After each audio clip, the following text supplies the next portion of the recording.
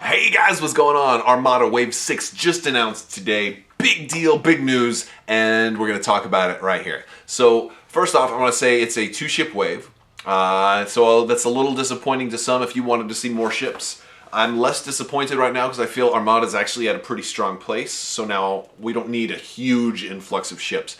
I'm happy just to see anything. And I'm also happy that it doesn't have squadrons, because I think I got enough squadrons for right now. I could probably go like 2 or 3 more waves without a whole new swarm of squadrons. I just got so many squadrons, it's crazy. So very happy to see the ships that we're getting. We're getting the Imperial Light Carrier, otherwise known as the Quasar for the Empire. And the Rebels are getting the Hammerheads. And this actually is cool because it comes in a 2-pack. You're getting 2 Corvettes in one box. I think that's a brilliant move, and because it's a small ship, and I think it's going to be a very cheap ship. I actually expect that it's going to be cheaper than the CR90, based on looking at it. We don't know the cost yet. I think it's going to be cheaper than the CR90, but I also think that that would make it in very, very high demand, and people would want to buy a ton of them, and it would sell out. Because we saw that with the Architons, the Imperial Light Cruiser. I still can't get anymore. I managed to get 4, but I had to, as soon as they came in stock, I had to buy a whole crap ton of them. But I know a lot of people don't have a single one yet. So if you're in town and you want to try one out, I'll let you fly mine. So it'd be nice like that.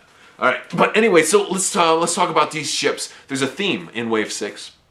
And the theme is pretty cool. It's up close and personal. So a lot of this stuff, there's boarding parties, there's getting in close, there's stuff for extra black dice, there's all kinds of close range combat seems to be a theme here. Also, disposable cards. And I really like disposable cards because this game only has 6 turns. So you are very likely to find yourself at a point where it's now or nothing. I've got to do or die. I've got to spend all my stuff. And it's worth it to spend this card for one big payload.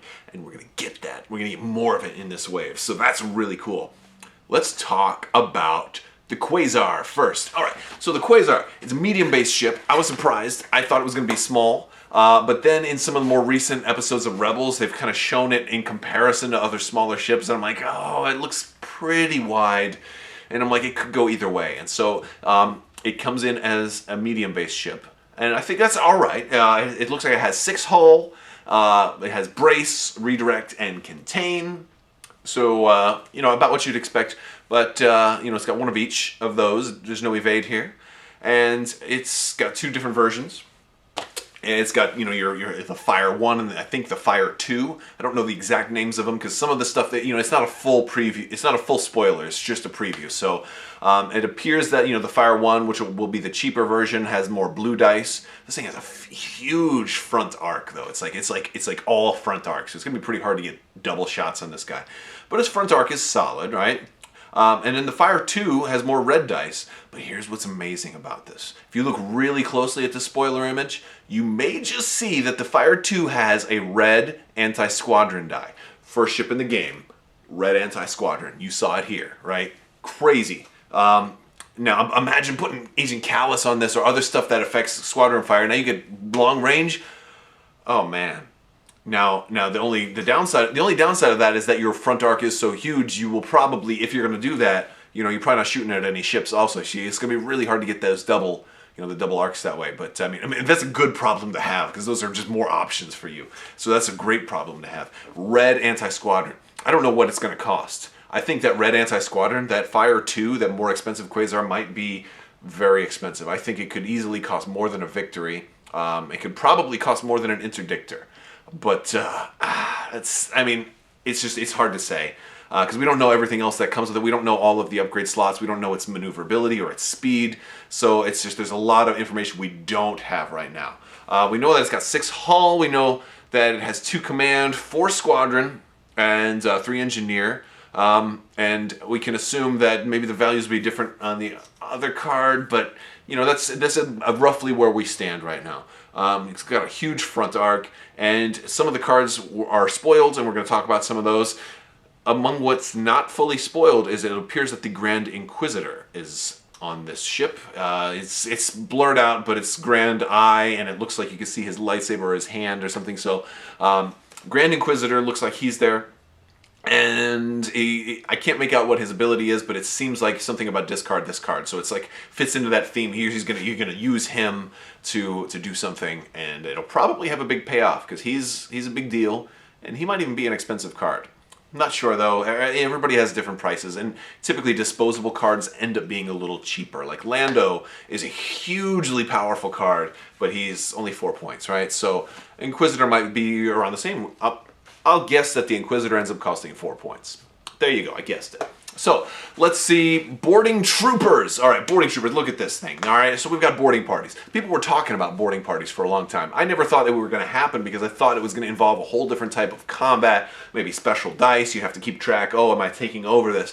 No, I like this. So the way they have introduced boarding parties is that basically it's kind of a one-shot deal. Your crew goes over there to do a job. They sabotage the enemy ship and it's over. Maybe they come back on their same, they probably die in the process. So actually, if you think about it, boarding parties are kind of sad because it's a suicide mission. So make sure you send your least favorite troopers over on the boarding party. So let's talk about boarding troopers. So basically, this is a dual card.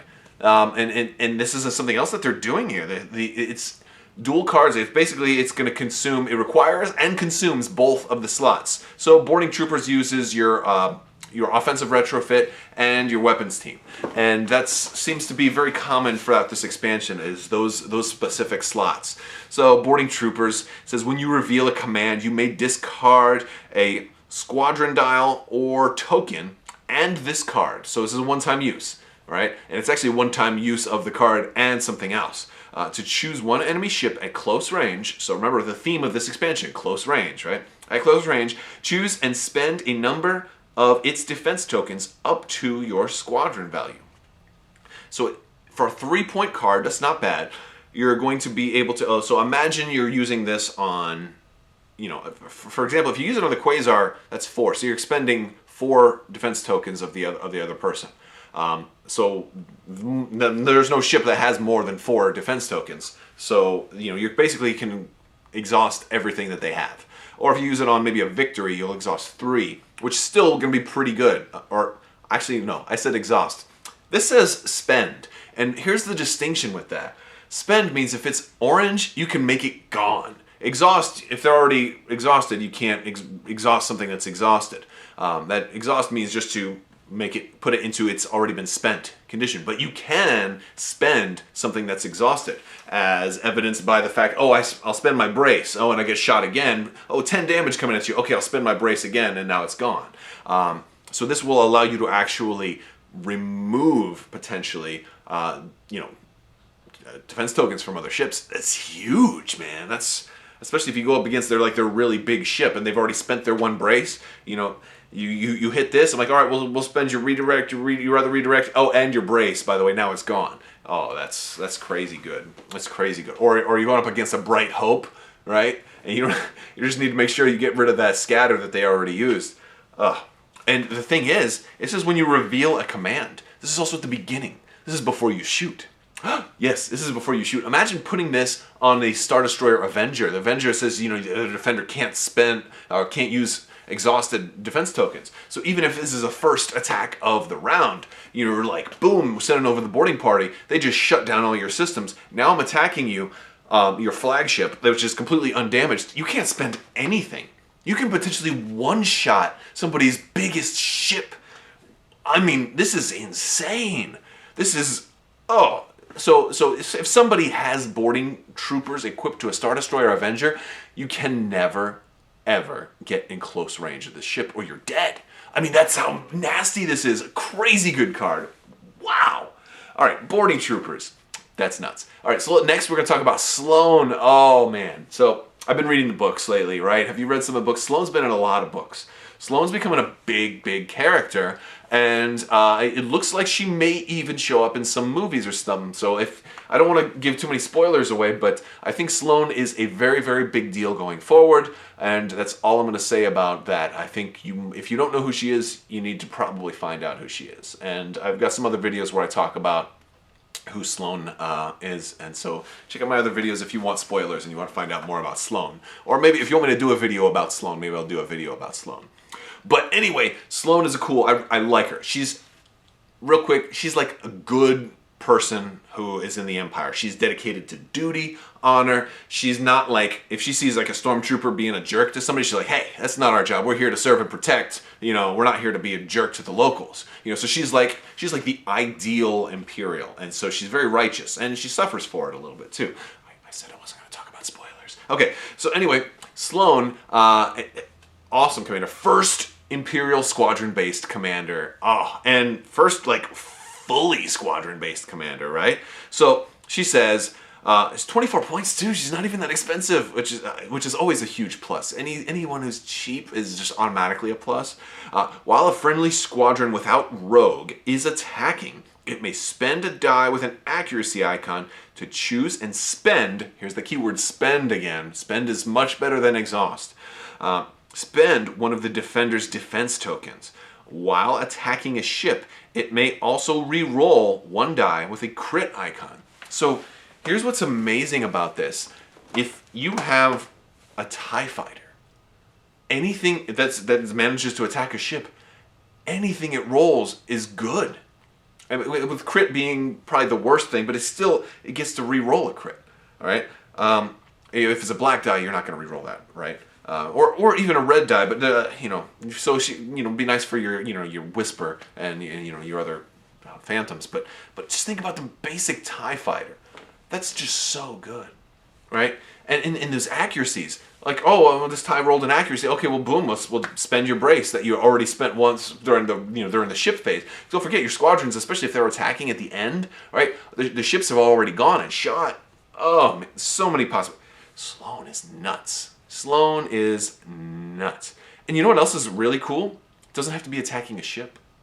Doesn't have to be attacking a ship. While a friendly squadron without rogue is attacking. You know what else? You want to know what else is great about this?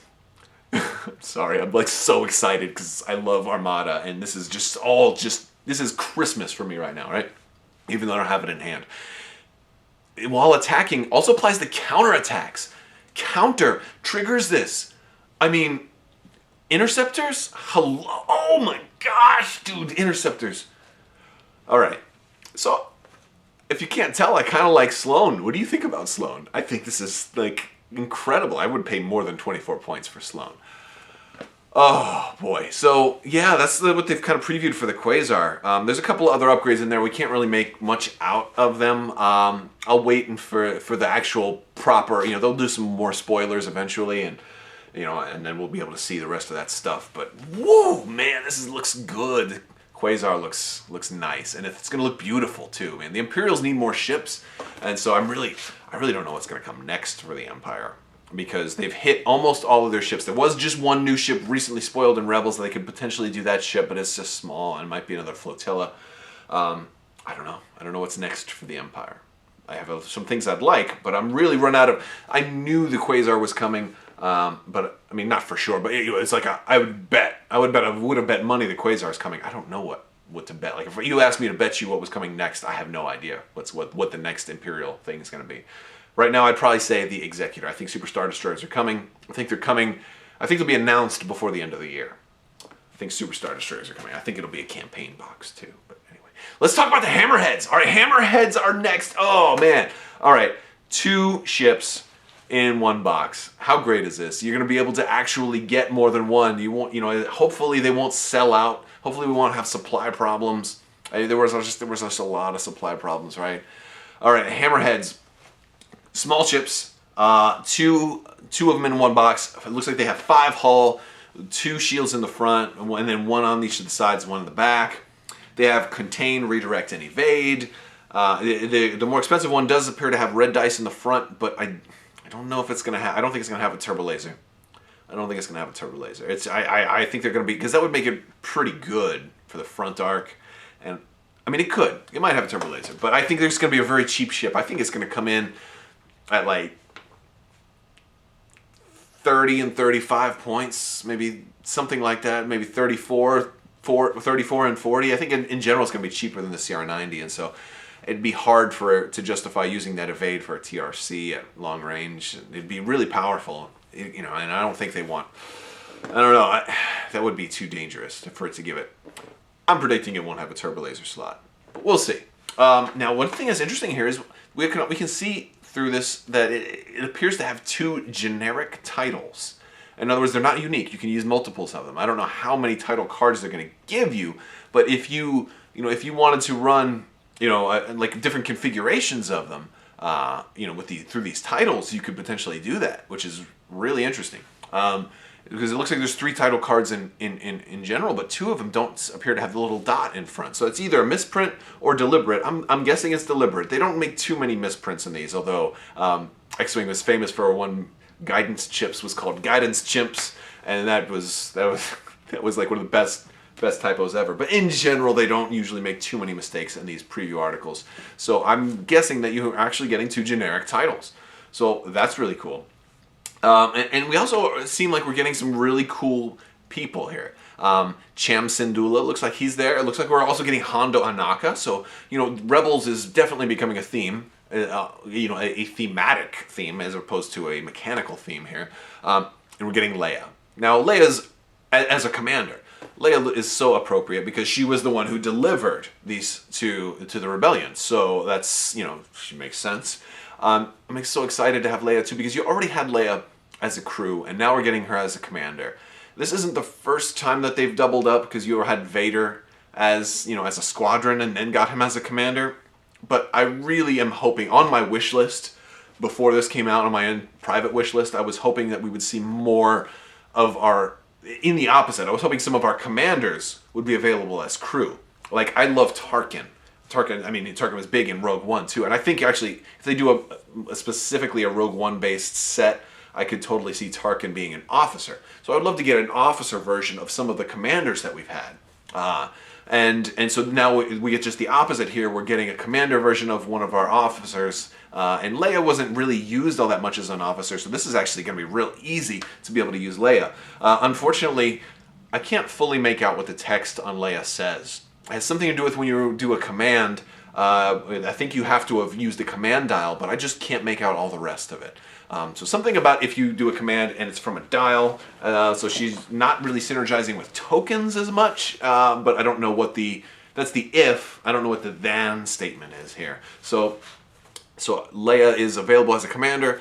Can't wait to find out what she does, and hopefully that will be spoiled. I think that will probably be an obvious thing to be spoiled because I'm sure by the time this video hits, somebody will have super sleuthed it out and figured out what Leia does with more specifics, and I can't wait to find out because she's awesome.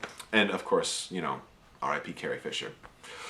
It sucks, but yes, she'll always be with us, and Leia rocks. So let's talk about what else we get with this amazing expansion, right? And there's a lot of upgrade cards in here, and there's a big stack, and there's like a whole pile of upside down upgrade cards. So there could be some crazy good surprises in this pack as well that they're not even teasing for us, or more likely it's multiples of everything. Because it's 2 ships in one, they fanned out one version of everything, and oh, by the way, you get double of everything. Although I hope you don't get doubles of all the unique stuff, because what do I need 2 copies of Leia for? You really don't need that. All right, but anyway, so we get external racks, and here's one of those, what I was talking about. External racks is cool because it's one of those, I'm going to spend this one time and then it's gone. And it's really potent too, 2 extra black dice. That's nice, man. That's really nice. As a matter of fact, like there's so many cool things that this could potentially combo with. I think it's crazy. I've barely even started coming up with all the different things that this could combo with, but it does say you have to be at close range.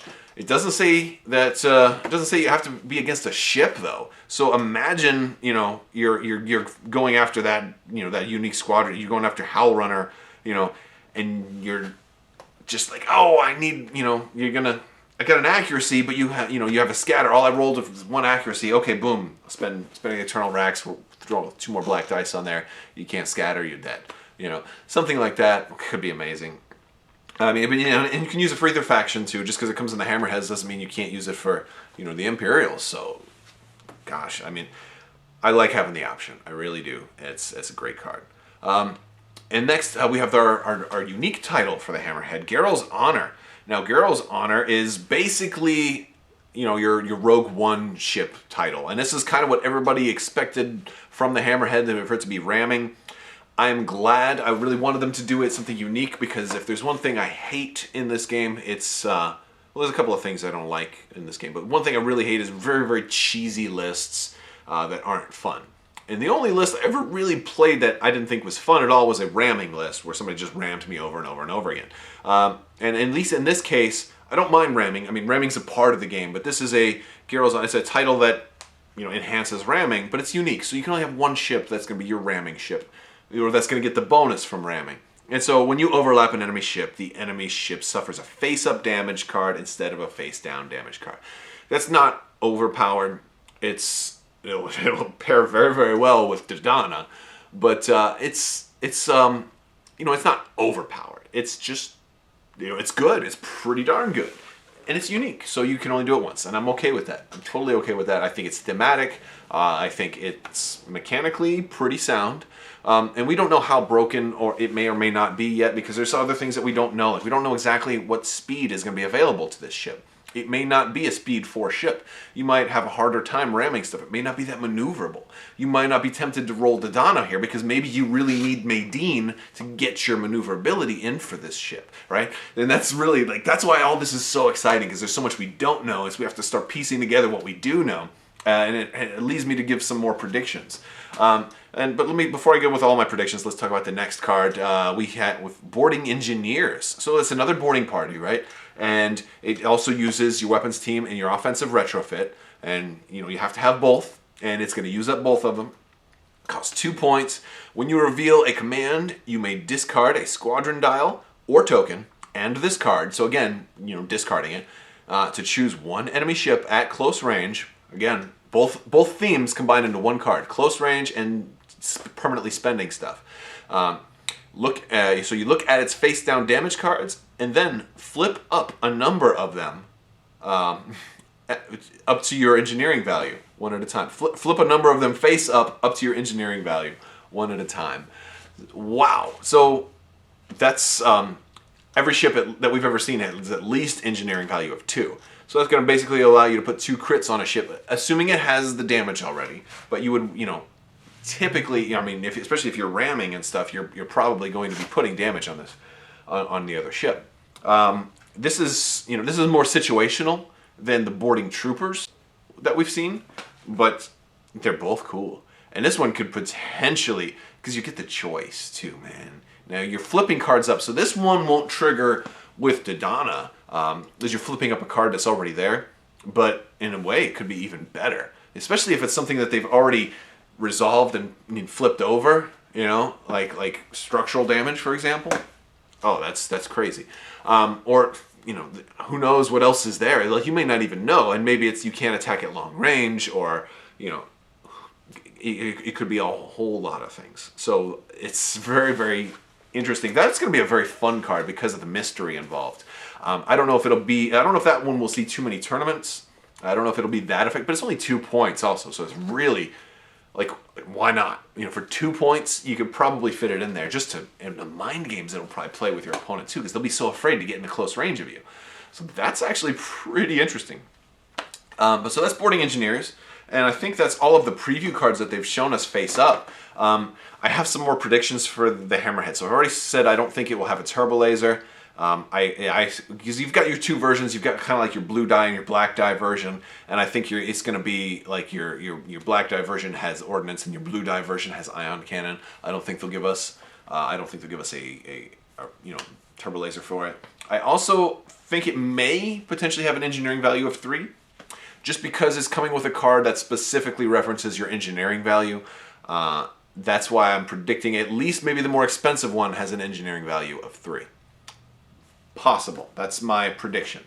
And then I also predict that it will not have the support team option. The reason I say that I don't think it will have the support team option is, for one, it's expected to be a cheap ship, so the less upgrade options it has, the more likely, its point cost and the system of point costs can come down.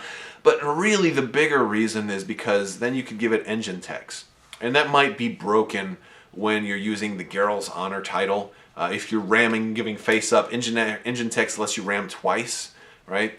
And so that might be a little bit broken. That might be a little unfair. Again, it's a unique card, so maybe I'm wrong. But I'm predicting that there will be no support team on the Hammerhead because the CR90 has the support team. So, you know, like, because then, I think that would make the CR90 more specifically different than the Hammerhead, and make the Hammerhead more specifically different than the CR90.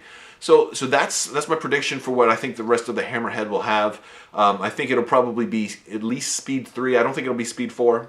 I think it'll be speed 3 and slightly less maneuverable than the CR90, just to justify a cheap cost. I think it's going to be a very cheap ship.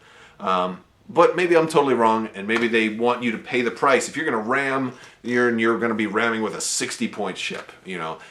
I don't think so, because, like, if you look at the cardboard here, this thing looks like it has no dice out of its rear arc.